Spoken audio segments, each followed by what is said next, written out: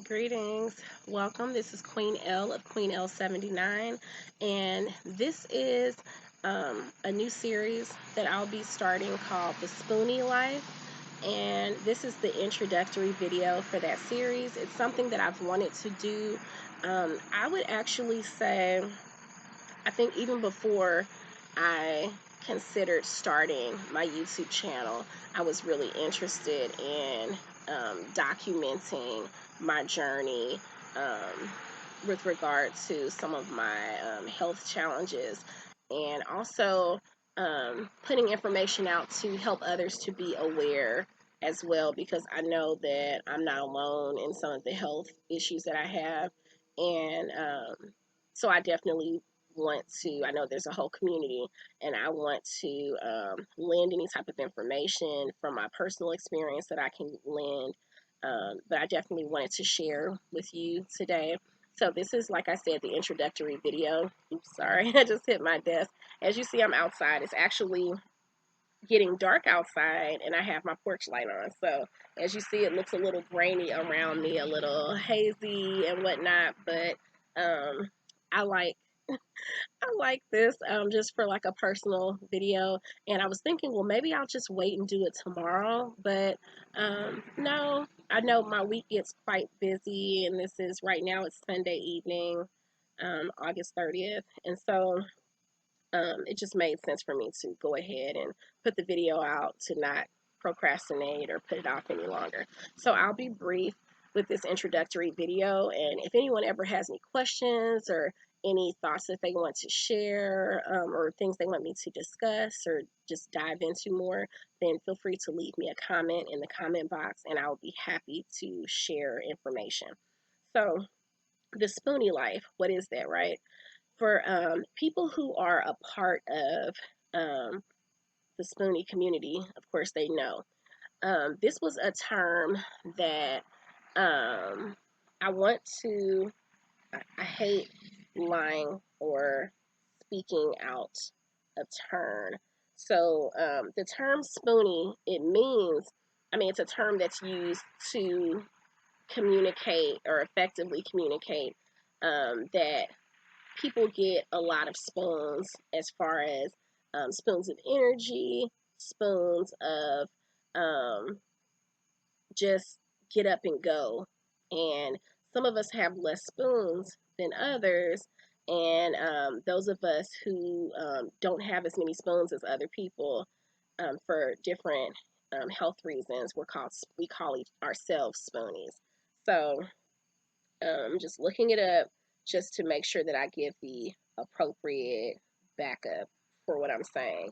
So,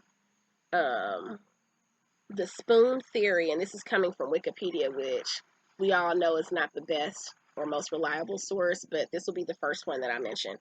Wikipedia says the spoon theory or spoon metaphor is a metaphor or neologism in regards to ego depletion / fatigue. I know it's more of a fatigue thing, used to describe the amount of mental and physical energy a person has available for activities of living and productive tasks. Okay, so I basically paraphrased that, but that's been my understanding of it. But I definitely just wanted to give a bit of context. Okay, so and it's also used by people who have chronic illnesses. Okay, and just to see where it originated from, it stems from lupus blogger Christine Miserandino, who explained her lack of energy using spoons. Um, so yeah.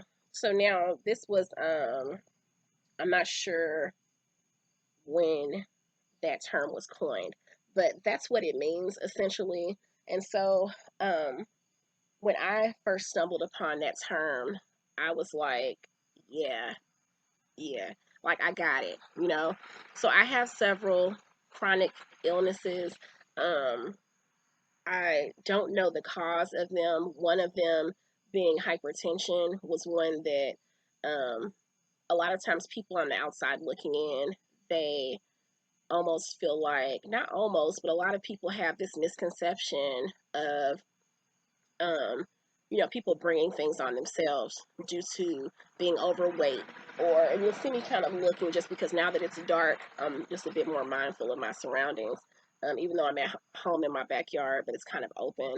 So like I said, I'll make this brief. So but people have these notions of people because of their outward appearance, whether they feel like somebody's too thin, too heavy, too this, too that. They automatically assume that, oh, well, you have this condition because you don't eat the right thing, or you have this condition because you're lazy and you just need to be more active.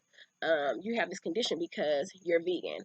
You have this condition because you eat meat. You have this condition because your mama has it. I mean, there's so many different things. Now, true enough, there are um, some things that could be attributed to why we experience some of the things that we experience. I will not dispute that.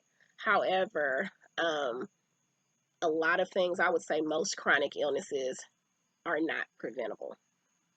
And I mean, I'm definitely someone, just my personality, I don't argue with people, I don't debate. I don't have the energy because I'm a spoonie. No, I didn't have the desire to do it when I had the energy. So anyway, hypertension is one of my chronic illnesses, and I developed hypertension during a pregnancy, and it wasn't during the pregnancy. Out of my pregnancies, it wasn't during the heaviest point in my life at all. If anything, I had actually lost a lot of weight leading up to that pregnancy and still developed hypertension during that pregnancy and have had it since then. And it's been almost 15 years. So, yeah, so that's one of mine.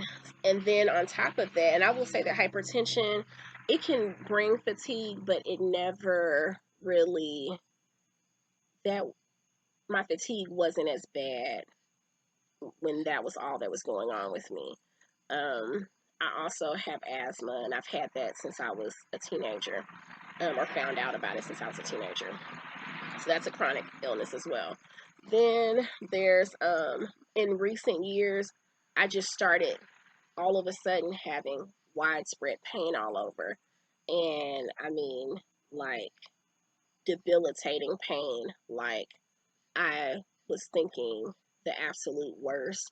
And doctors were thinking that as well, to the point that they were running every test on me to rule it out. And they ruled it out, thankfully, but there were so many things that are just unknown. And so, because I am an advocate for my own health, and I'm an advocate for others to be advocates for their own health, when I get my lab results, thankfully we're of the technology era where lab results are usually accessible to the person that they're related to online. So I remember a day when I would get called and I would just have to listen and hope that whoever I'm talking to is telling me accurately, this is the test that was ran. You don't have this, you have this, you do, or you don't have anything, or everything came back normal. And you're like, well, what's everything? What'd you test me for? Well, it doesn't matter. It came back normal. Well, I like that I can look at my lab results and literally see every single thing. When they do a complete blood count, I can see every single thing. And then I can do the research to find out, well, what are they looking for? What is that lab result for? Like, what is that test for, and what does the result mean? And knowing that most most of the labs, they have a range, like a normal range, and then an abnormal range, high and low. You can be on the cusp, one end or the other, of the normal range, and you're automatically written off as that one's normal. Where, because you're on the cusp, there's a chance that you can then tip over into the abnormal range, again, high or low, and like by the time you even get the result, depending on whatever's going on with you.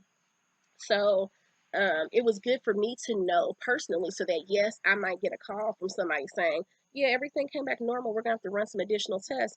And I can then speak up for myself and say, well, hey, I saw such and such. What does that mean? Just to spark the dialogue. Or at least I just know for myself.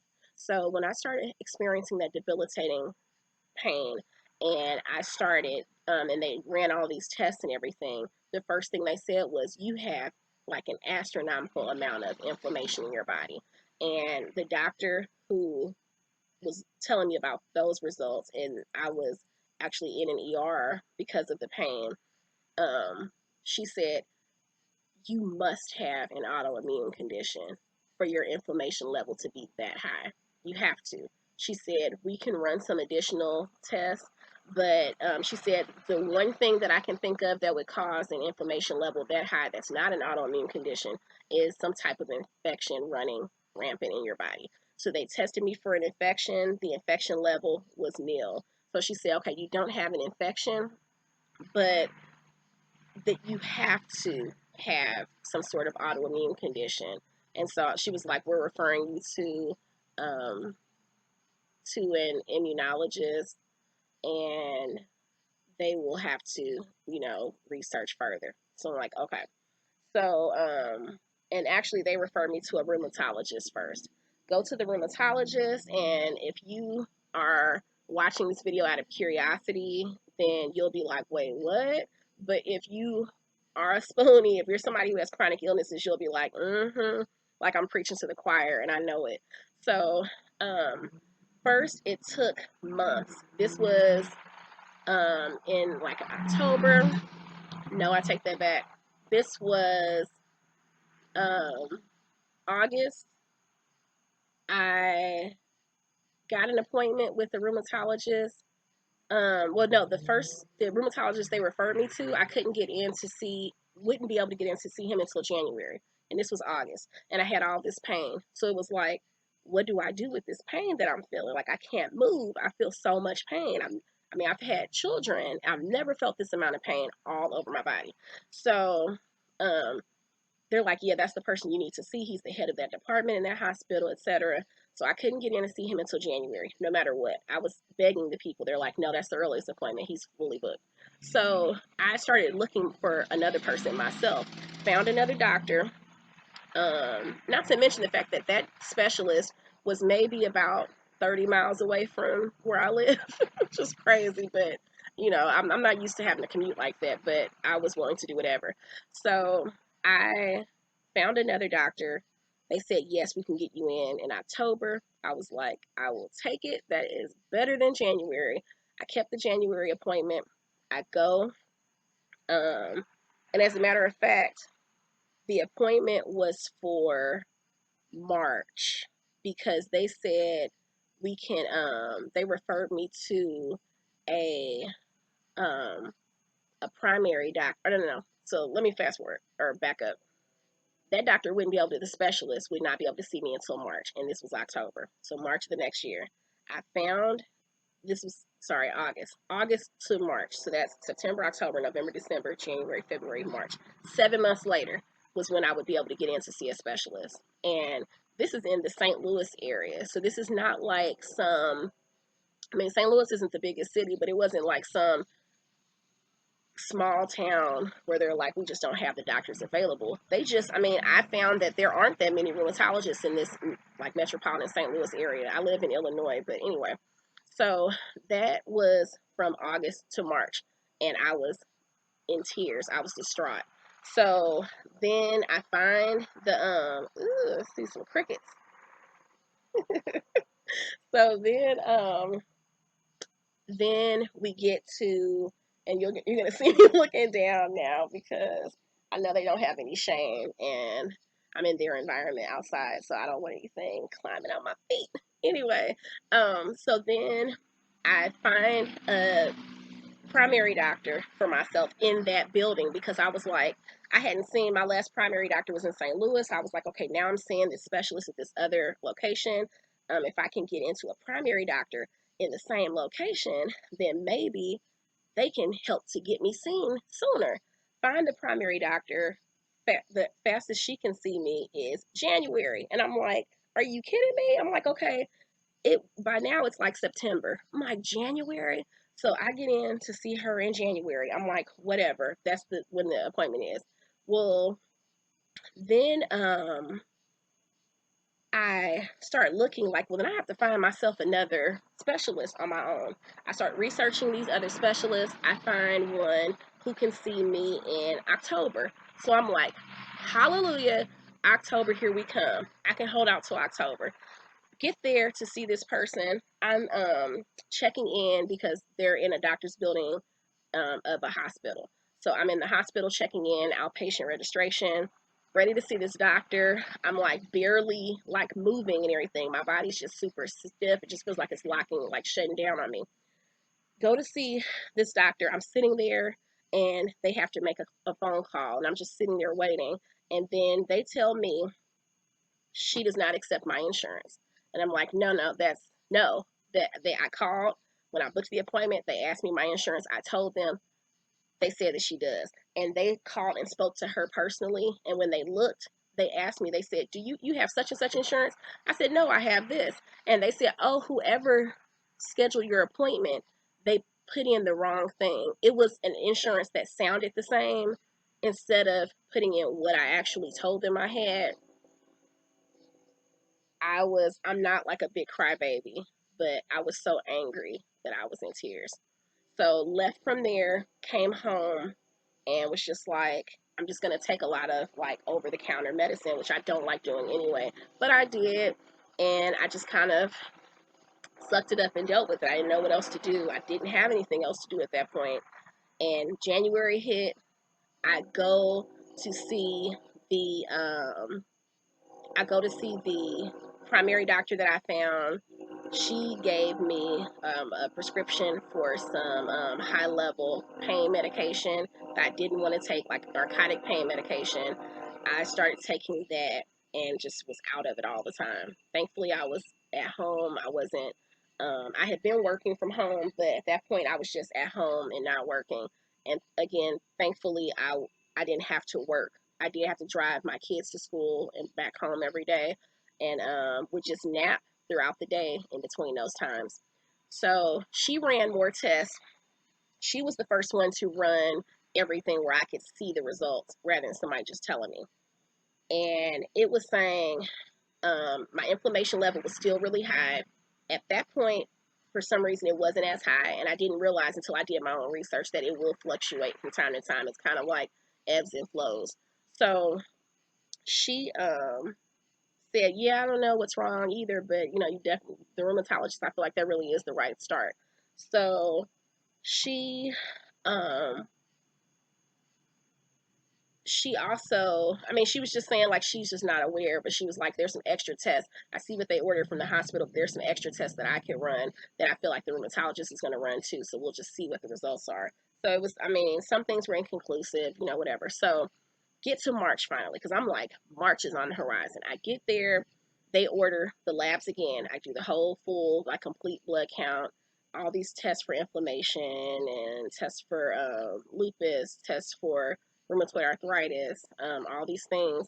They did, they ordered x-rays. They wanted to know because my joints were hurting as well. They wanted to know which of my joints were bothering me the most, and they ordered x-rays of all of them so they could see if they could see the inflammation in my joints, because that would be a telltale sign of rheumatoid arthritis. So thankfully, or they actually wanted to see if there was deterioration in my joint tissue, because that would mean that I probably have rheumatoid arthritis. So that all came back normal, which was awesome. So no rheumatoid arthritis. I was like, okay, great. My lupus test, they test you for a few things to definitively be able to diagnose you with lupus.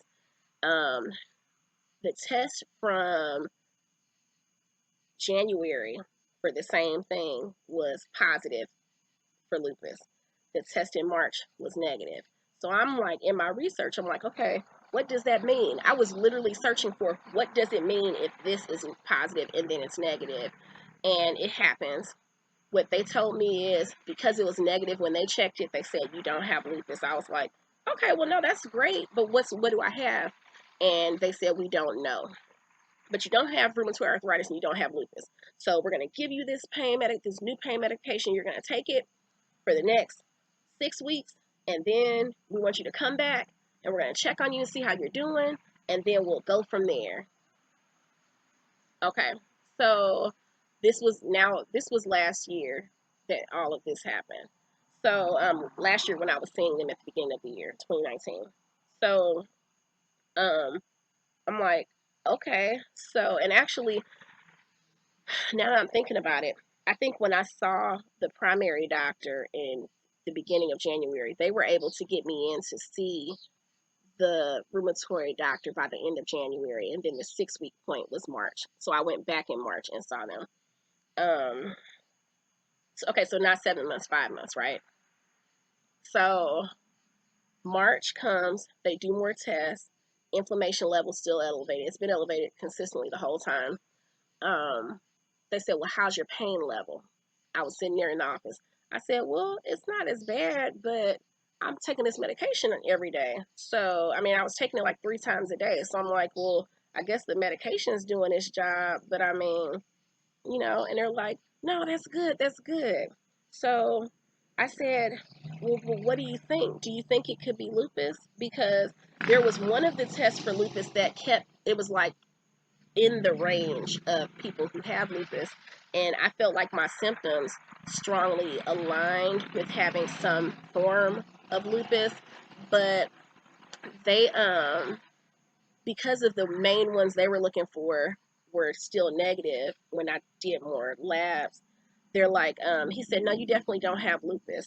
And the one test that came up positive for lupus was a test that it says if you're positive for that one, then you most likely have a drug induced form of lupus, like some type of medication you've taken over a period of time, no matter how long ago. You may not have been taking it for years, but this is how your body is affected as a result of it.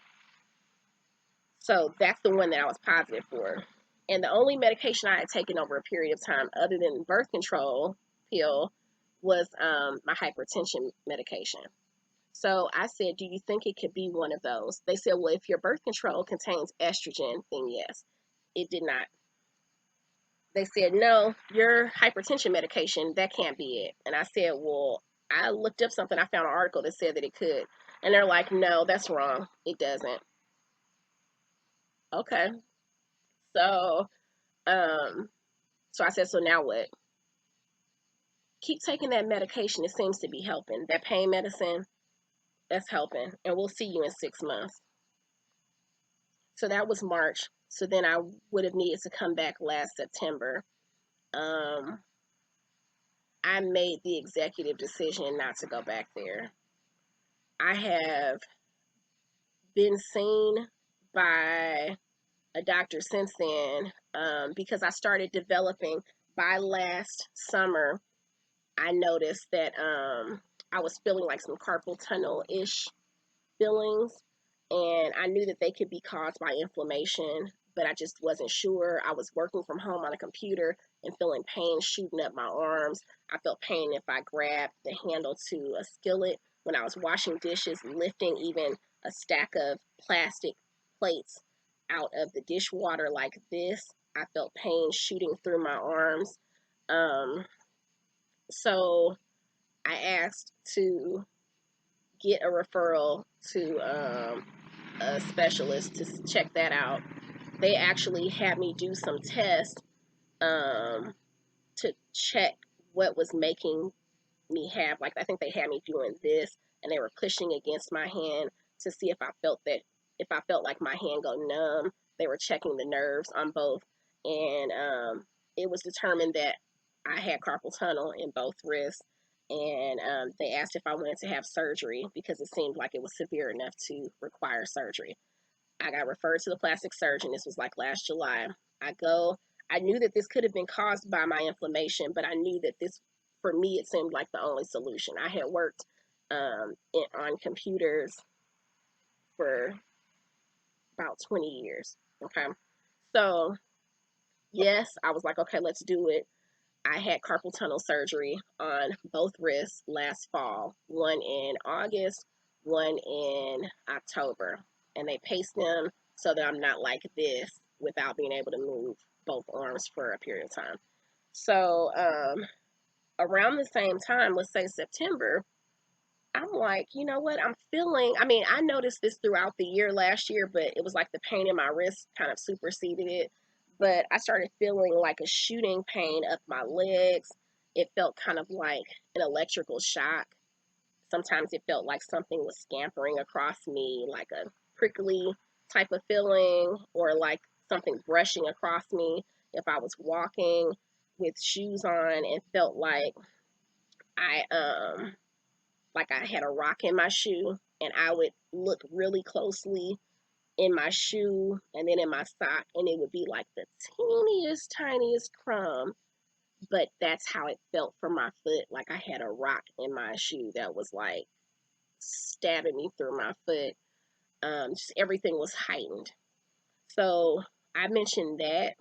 I go to the primary doctor I had at the time, who I no longer have, and he said, yeah, that's normal. I feel like that sometimes too. It's just, it happens.